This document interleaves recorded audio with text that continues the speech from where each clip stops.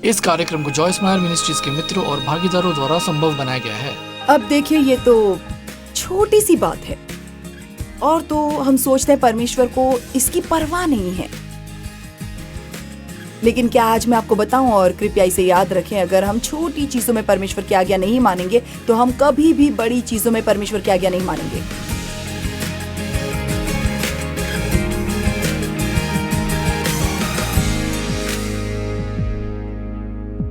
तो मैं गंभीर मसीही बनने से बहुत पहले एक मसीही थे। मैं चाहती हूँ कि हम सभी आज अपने जीवन को देखें और खुद से पूछे, क्या मैं वास्तव में इसके बारे में गंभीर हूं? क्या यीशु पूरे दिन मेरे जीवन का हिस्सा है, या क्या मैं बस उनके पास तभी जाती हूं जब मुझे कोई समस्या होती है? अगर ऐसा मामला है तो आप सिर्फ उन्हें डेट कर रहे हैं, आपकी शादी नहीं हुई। जब मैं पवित्र आत्मा से भर गई तब मुझे वचन की भूख होने लगी और मैंने वास्तव में चर्च में जाना शुरू कर दिया, जहां वचन वास्तव में सिखाया जाता था, न कि केवल सिद्धांत। हमें इसकी आवश्यकता है, हमें अच्छे ठोस सिद्धांत की आवश्यकता है। यही वो आधार है जिस पर हम खड़े हैं, लेकिन फिर हमें ये सिखाया जाना चाहिए कि कैसे जीना है। और हमें ऐसी बातें कहने की जरूरत है जो लोग याद रख सके, जो वो जाएं, और ऐसी चीजें जो वे अपने रोजमर्रा के जीवन में उपयोग करें, न कि केवल ऐसी चीजों का एक गुच्छा जो आत्मिक तौर पर तैरती हुई लगती हैं। और आप जानते हैं ये सब अद्भुत था, लेकिन कोई नहीं जानता कि अब वो घर गए तो क्या कहा गया था। और इसीलिए जब मैं वास्तव में अभिषिक्त संदेश सुन रही थी और मैं वचन पढ़ रही थी, न कि केवल अपना चेक मार्क पारने के लिए, एक दिन में अपना अध्याय पढ़ने के लिए, वचन एक दर्पण की तरह है। और आप जानते हैं आपके ऊपर चारों ओर गंदगी हो सकती है, लेकिन यदि आप कभी दर्पण में नहीं देखेंगे तो आप इसे नहीं देखेंगे। खैर, इसके बारे में सोचिए। आपको पता, मेरे पास यहाँ कीचड़ का एक ढेर है और कुछ गंदगी गंदगी हो सकती है। मैं बस, आप जानते हैं, हर जगह। लेकिन अगर मैंने कभी दर्पण नहीं देखा तो मैं नहीं देख पाऊंगी। कुछ लोग, ईमानदारी से कहूं तो मेरा मतलब है, कभी कभी कोई व्यक्ति जो मेरे लिए काम करता है, काम पर आता है और मुझे लगता है, क्या आपने आज बिल्कुल भी दर्पण नहीं देखा? मेरा मतलब है कि ये ऐसा है जैसे किसी शर्ट को जिसे उन्होंने पूरी रात ड्रायर में छोड़ दिया है। आप कहते ठीक है, ये वो विषय नहीं है जिसके बारे में हमें चर्च में बात करने की जरूरत है। हाँ, ये है क्योंकि हम उत्तमता के परमेश्वर का प्रतिनिधित्व करते हैं। बिल्कुल।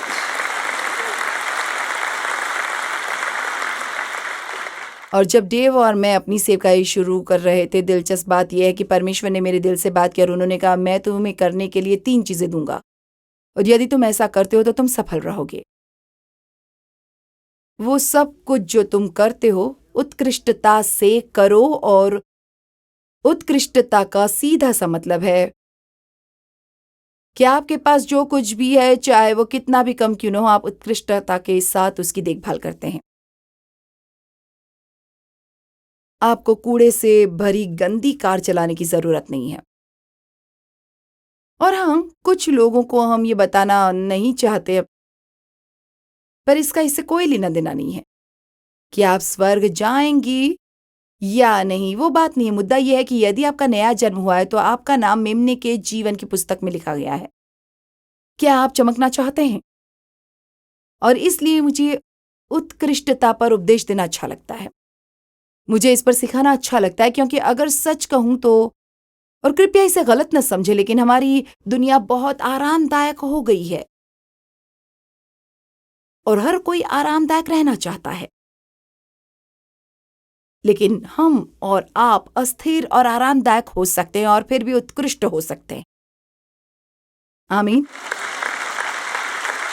मुझे लगता है इससे फर्क पड़ता है। मुझे लगता है कि इससे फर्क पड़ता है। और इसलिए जैसे ही मैंने देखना शुरू किया, वास्तव में वचन में देखा, मुझे एहसास हुआ कि मुझ में बहुत सारी गंदगी थी। मेरा मतलब है, बस मुझे यहाँ उन कुछ चीजों की एक सूची मिली और मैं चर्च गई, दशमांश दिया, बोट पर थी, सुसमाचार टीम और काफी कुछ, जैसे कि मेरी कार पर एक बम्पर स्टिकर, ये सब चीजें। बड़े यीशु, राइनस्टोन जीसस की पिन यही थी। मेरे हृदय में क्षमा न थी, मुझ में क्रोध की समस्या थी। अगर मेरे हिसाब से काम नहीं हुआ तो मैं क्रोधित हो जाती थी, मैं बहुत स्वार्थी थी। मैंने गपशप की, मैंने निर्णयात्मक और आलोचनात्मक कार्य किए, गर्व से भरी हुई विद्रोही रवैया था। मैं निर्णय और हेरफेर करती थी। मेरी सोच को निश्चित रूप से नया करने की आवश्यकता है, लेकिन मैं जो सोचती थी उसके बारे में कुछ भी नहीं सोचा। मुझे इस बात का एहसास नहीं था कि मैं एक बुरे विचार को त्याग सकती हूँ और अच्छे विचार को चुन सकती हूँ। और मेरे शब्द, माय गुडनेस, मेरा मतलब है, मेरा मुंह हर समय चलता रहता। लेकिन मैं नहीं जानती थी कि शब्द जीवन और मृत्यु से भरे हैं और हमें सावधानी से ये चुनना होगा कि हम क्या कहते हैं। और जब आप मन और मुंह जैसी चीजों के बारे में बात करते हैं तो मेरा मतलब है हमें उन संदेशों को बार बार सुनने की जरूरत है, क्योंकि कुछ चीजें ऐसी होती हैं जिन्हें हम जल्दी भूल जाते हैं। परमेश्वर ने मुझे सिखाया, जहां तक उत्कृष्टता की बात है, उन्होंने कहा मैं चाहता हूं कि आप उत्कृष्ट बने। मैं आपको अन्य दो बातें बताऊंगी। परमेश्वर ने मुझे किराने की दुकान में सभी जगहों की बहुत सी चीजें सिखाना शुरू कर दिया, क्योंकि मेरे छोटे बच्चे थे और मैं सप्ताह में 2 3 4 बार किराने की दुकान पर जाती। और सबसे पहले मैंने जो परमेश्वर ने मुझे उत्कृष्ट होने के बारे में सिखाया वो ये था कि अपने ग्रोसरी कार्ट को उसकी जगह रखो। क्या आप जानते हैं कि हम उस कार्ट को संतुलित करने के लिए अधिक मेहनत करते हैं। हम किसी की कार्ट से टकराना नहीं चाहते, इसलिए हम पहियों को रुकाते हैं और कोशिश करेंगे ताकि वे लुढ़के नहीं, और ये लुढ़कना है और आप जाकर इसे वापस लाते हैं। बस इसके अलावा कुछ भी जो करने के लिए कहा गया है वही करें। अब दुखद बात यह है कि मुझे पूरी तरह से आज्ञाकारी बनने में 2 साल लग गए और मुझे इसकी परवाह नहीं है कि अगर मुझे बारिश में 1 मील भी चलना पड़े तो अब मैं अपनी ग्रोसरी कार्ट को बीच में नहीं छोड़ती। अब देखिए, ये तो छोटी सी बात है और तो हम सोचते हैं परमेश्वर को इसकी परवाह नहीं है, लेकिन क्या मैं आज आपको बताऊं? और कृपया इसे याद रखें, अगर हम छोटी चीजों में परमेश्वर की आज्ञा नहीं मानेंगे तो हम कभी भी बड़ी चीजों में परमेश्वर की आज्ञा नहीं मानेंगे।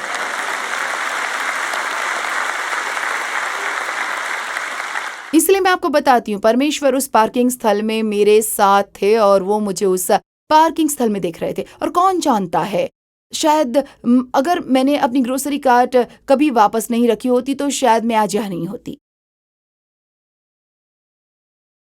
और मैं सच में ये कह रही हूं, क्योंकि हम जहां हैं वहीं से हमें प्रशिक्षण मिलता है। यदि आपको बाइबल कॉलेज जाना है तो ये बहुत अच्छा है, लेकिन मैं आज आपको बताना चाहूंगी आपको सेवकाई के लिए प्रार्थना करने की बजाय प्रशिक्षण लेने की जरूरत है। आपको बस ये सुनना शुरू करना है जो परमेश्वर आपसे कहते हैं और उसे करना शुरू करना है। आमीन।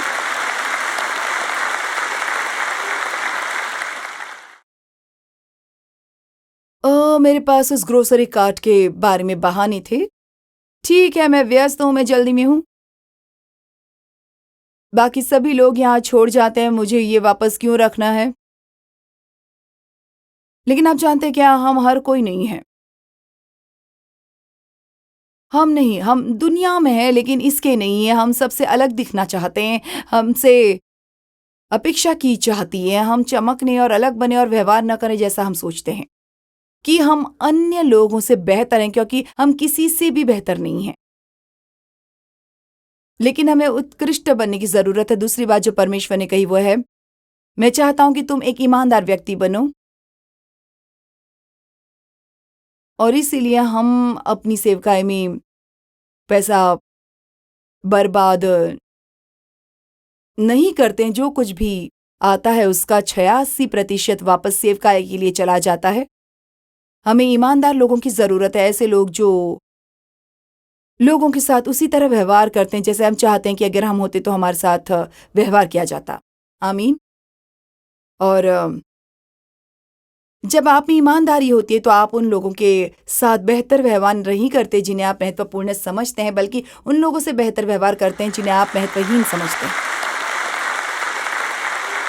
क्योंकि आप जानते हैं क्या, परमेश्वर सोचते परमेश्वर के लिए हम सब एक जैसे, और हम, आप जानते हैं, नम्रता का पहला नियम यह है कि मैं किसी और से बेहतर नहीं हूं। आमीन।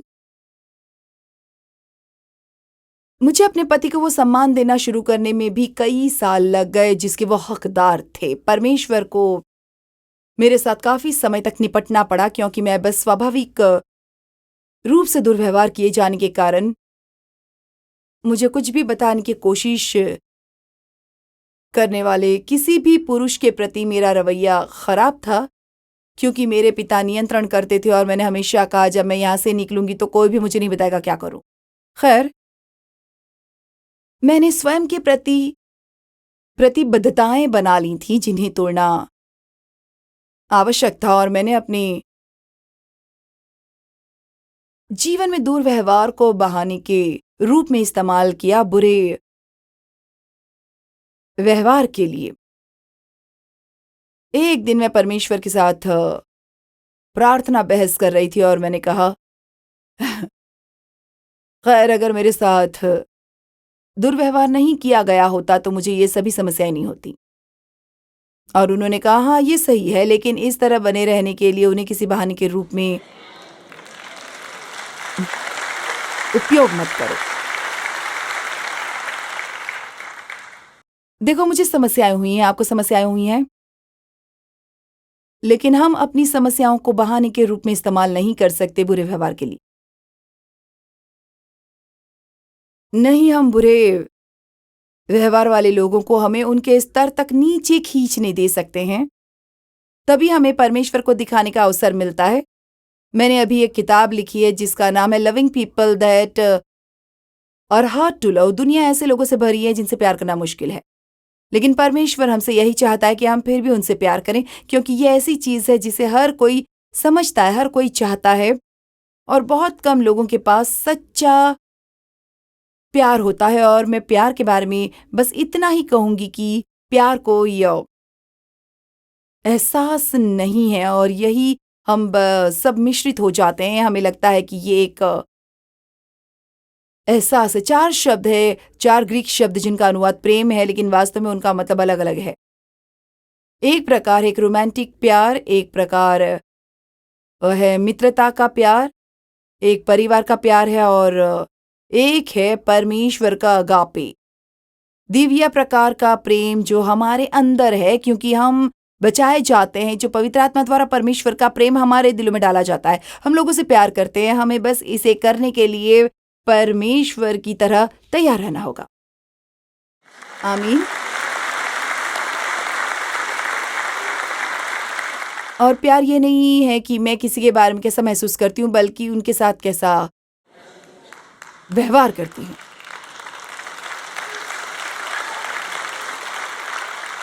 और हमें लोगों के लिए और अधिक प्रयास करने की आवश्यकता है। हमें दयालुता के और अधिक कार्य करने की आवश्यकता है। इसे करो सिर्फ इसलिए कि आप देना पसंद करते हैं, सिर्फ इसलिए कि आप परमेश्वर की तरह हैं। आपको किसी को जानने की जरूरत नहीं है, आपको किसी को पसंद करने की जरूरत नहीं है। लेकिन मुझे और आपको अत्यधिक उदार होने की आवश्यकता है, और ये चर्च में थाली में भेंट डालने से कहीं अधिक है। इसमें तारीफ करने से लेकर माफ करने तक सब कुछ है। कई बार हम परमेश्वर से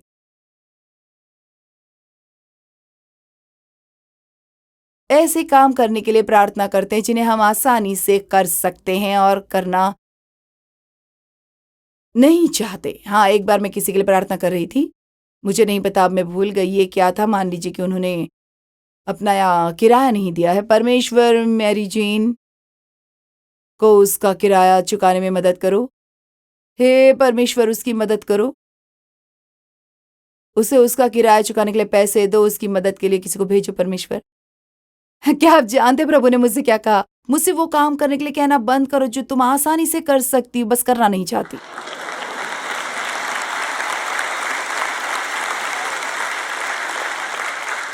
मैं आशा करती हूँ कि आप इनमें से केवल 2 चीजें याद रखें जिसके बारे में आप ताली बजा रहे हैं।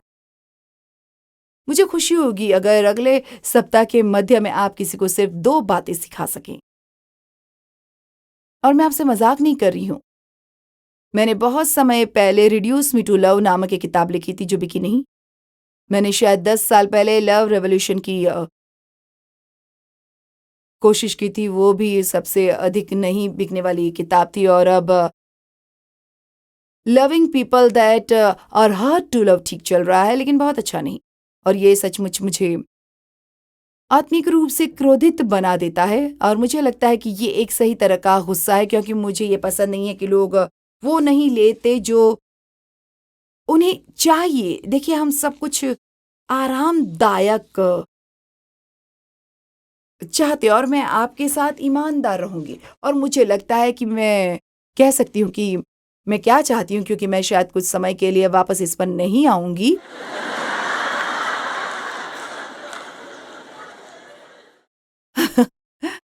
हमें पीढ़ा पर कुछ और उपदेश सुनने की जरूरत है। देखिए, आप उतनी जोर से ताली नहीं बजा रहे जितनी किसी अन्य चीज के लिए बजा रहे हैं। हमें बलिदान पर बहुत अधिक उपदेश सुनने की आवश्यकता है।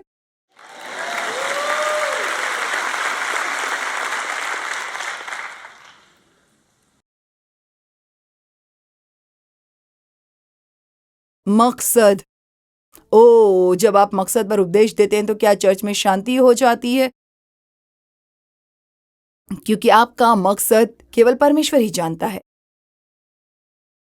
क्या मैंने ये किया ताकि लोग मुझे देखें? क्या मैंने इसे किया ताकि लोग मेरे बारे में अच्छा सोचें? क्या मैंने अपने बारे में अच्छा सोचने के लिए ऐसा किया? या क्या मैंने ऐसा सिर्फ इसलिए किया क्योंकि मैं परमेश्वर से प्यार करती हूँ? क्या मैंने सचमुच ये किया? मेरा मतलब है, मैं आपको ये नहीं बता सकती कि मैं कितना चाहती हूँ कि लोग अपने पूरे दिल से, पूरे जीवन भर परमेश्वर की सेवा करें। ठीक है, एक वचन मुझे लगता है कि मेरे पास इसका समय है। यूहन्ना में अध्याय 5 पहले 8 वचन। अद्भुत अद्भुत कहानी। बाद में वहां एक यहूदी उत्सव, एक पर्व हुआ जिसके लिए यीशु यरूशलेम गए। और यरूशलेम में भेड़ द्वार के पास एक तालाब था, और हिब्रू भाषा में इस तालाब को बेथेस्दा कहा जाता था। और इसमें 5 बरामदे द्वार थे, और इनमें बड़ी संख्या में बीमार लोग पड़े थे। कुछ अंधे, कुछ अपंग, कुछ लकवाग्रस्त पानी के हिलने की प्रतीक्षा कर रहे थे। तो यहाँ हमारे पास पानी का ये कुंड है। इसमें 5 प्रवेश द्वार हैं, और इसके चारों ओर बीमार लोग पड़े हैं। साल से केवल एक बार स्वर्गदूत आकर पानी को छूता था और वो हिलने लगता था। और जो कोई भी, मुझे लगता है एक व्यक्ति जो सबसे पहले इसमें गया, ठीक हो गया। और वहां एक आदमी था जो 38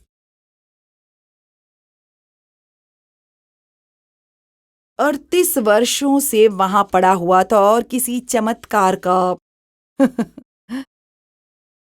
इंतजार कर रहा था।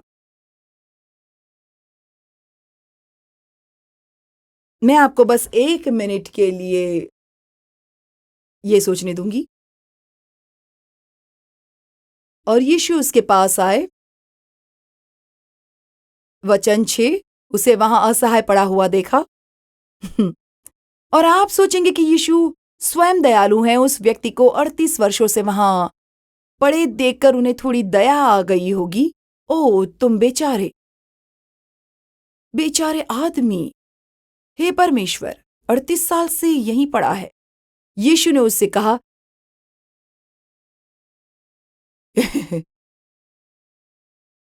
क्या तुम ठीक होना चाहते हो? एम्प्लीफाइड कहता है, क्या आप वास्तव में ठीक होने के बारे में चिंतित हैं? एक अनुवाद कहता है, क्या आप वास्तव में ठीक होने के बारे में गंभीर हैं? देखिए, मुझे लगता है कि कुछ लोग बस इधर उधर पड़े रहते हैं और किसी और के ऐसा करने का इंतजार करते हैं।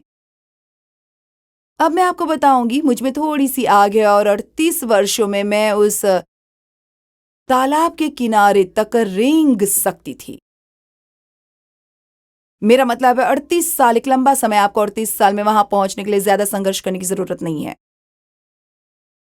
और मेरा रवैया होता है, मैं इस तरह से जीने से थक गई हूं, अगर मैं डूब भी जाऊं तो मैं भी इसमें कूदूंगी।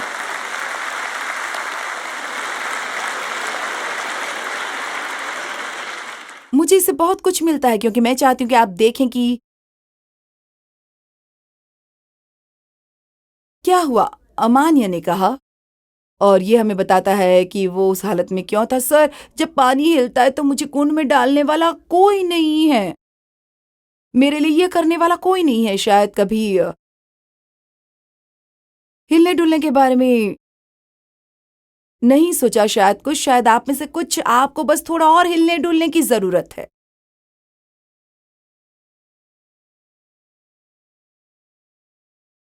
मुझे पूल में डालने वाला कोई नहीं है और हमेशा कोई ना कोई मुझसे आगे निकल जाता है। मुझे ये कहानी बहुत पसंद है। मुझे ये बहुत पसंद है। आप इसे हर भाषा में बता सकते हैं। मैंने इसे भारत में बताया, मैंने इसे अफ्रीका में बताया। यह हर किसी को समझ में आती है। उसके पास वहां 38 साल रहने का बहाना था। कोई भी उसके लिए वो नहीं कर रहा था जो वो अपने लिए कर सकता था, और कोई ना कोई हमेशा उससे आगे निकल जाता था। क्या मैं आज आपको कुछ बता सकती हूँ? आप दयनीय हो सकते हैं या आप शक्तिशाली हो सकते हैं, लेकिन आप दोनों एक साथ नहीं हो सकते।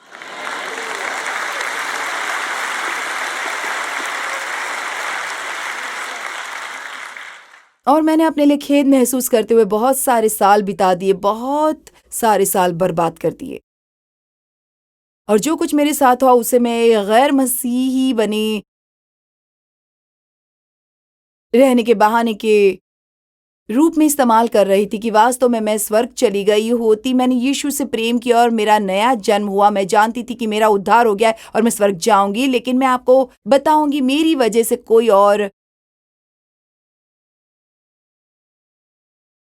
वहां नहीं होता। और कुछ ऐसा जिसके बारे में मैं हाल में बहुत सोच रही हूं। मैं वास्तव में विश्वास करती हूँ और मैं आपसे विनती करती हूँ, सिर्फ कुछ पाने के लिए चर्च आना बंद करें।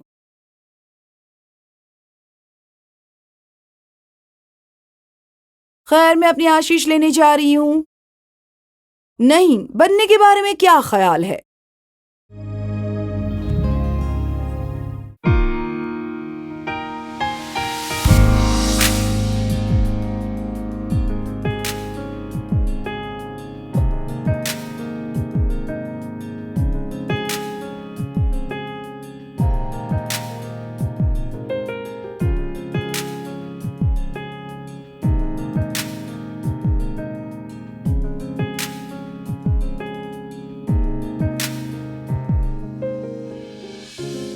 इस कार्यक्रम को जॉयस मायर मिनिस्ट्रीज के मित्रों और भागीदारों द्वारा संभव बनाया गया है।